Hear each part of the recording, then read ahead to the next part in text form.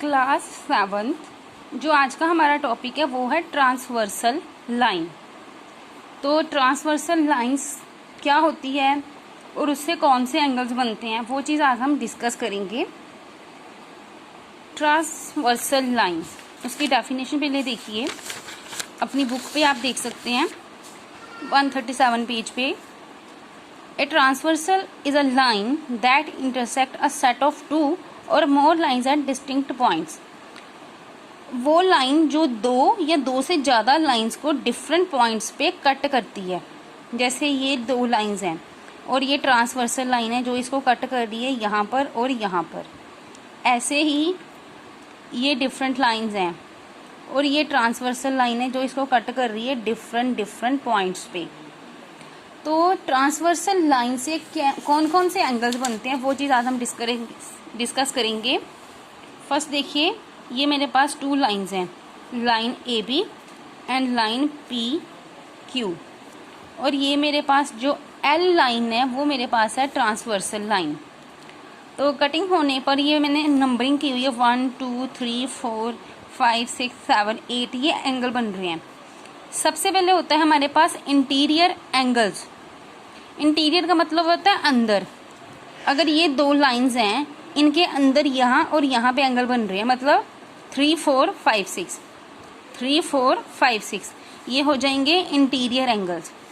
जब ये लाइंस हैं, ये इसके बाहर यहाँ पे और एक यहाँ पर, बाहर वाली तरफ जो एंगल बनेंगे वो हो जाएंगे exterior. That means 1 2 7 and 8। Interior and exterior angle clear हो गया। जो अंदर बनेंगे 3 4 5 6 वो इंटीरियर, जो बाहर की तरफ बन रहे हैं, बाहर वाले हैं 1 2 7 8, वो एक्सटीरियर। इसके बाद हमारे होते हैं अल्टरनेट एंगल्स।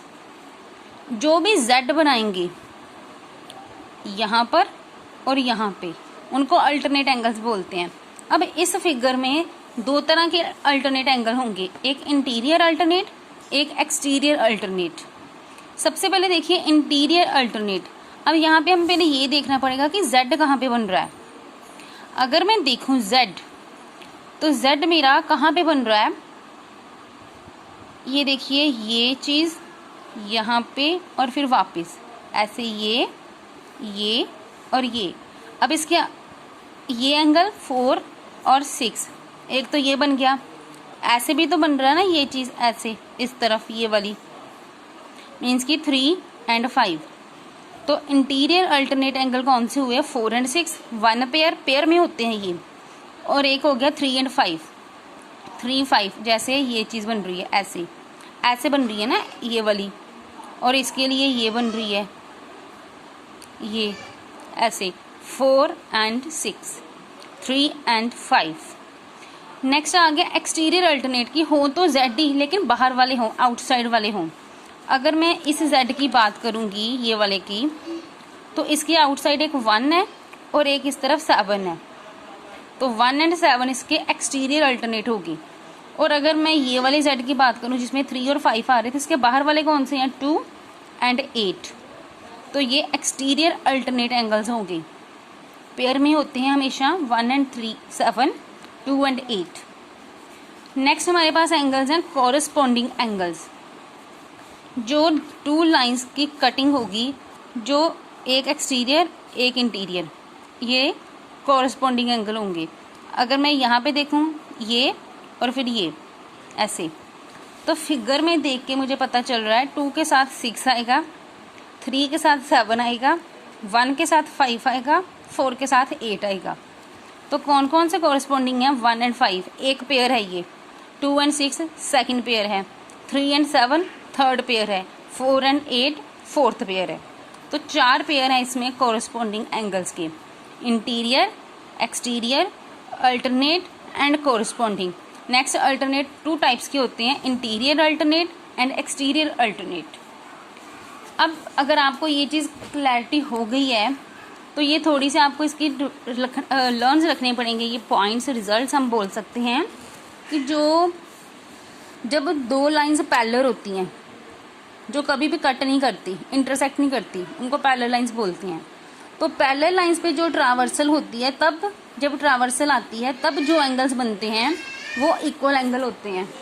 मीन्स की alternate angles are equal, corresponding angles are equal, और जो अंदर वाले एंगल्स होते हैं इंटीरियर एंगल्स, उनका सम कितना होता है 180। लेकिन ये सभी प्रॉपर्टीज तभी लगेंगी जब लाइंस जो हैं वो पैरेलल होंगी।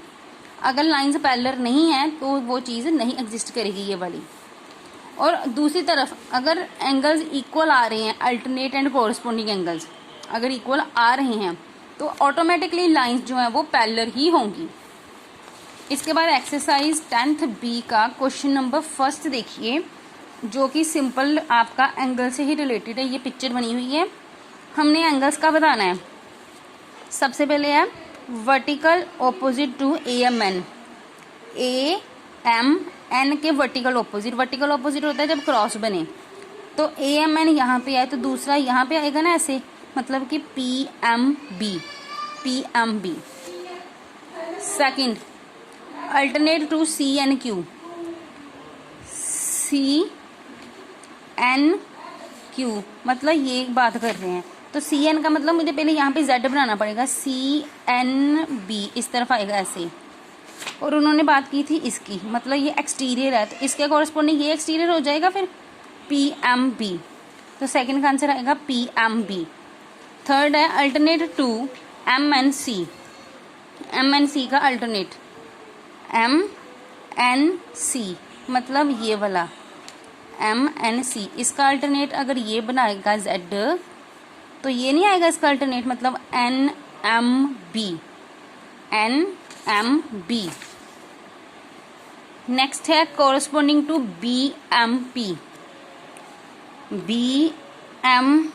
इसके कोरस्पॉन्डिंग अगर कोरस्पॉन्डिंग देखूं तो मेरे पास ऐसे होना चाहिए था, मतलब इसके कोरस्पॉन्डिंग ये आएगा, तो कौन सा आएगा इसके कोरस्पॉन्डिंग DNP या फिर DNM भी बोल सकते हैं। मेन मुझे ये वाला एंगल लेना है, तो फोर्थ में क्या आएगा DNM। नेक्स्ट फिफ्थ में कोरस्पॉन्डिंग टू BMN ये वाला है। अब इसके नीचे ये वाला आएगा, मतलब कि DNQ, फिफ्थ में DNQ। ऐसे आपने इसके बाकी भी देखनी है, अब जो रह गए हैं, ठीक है।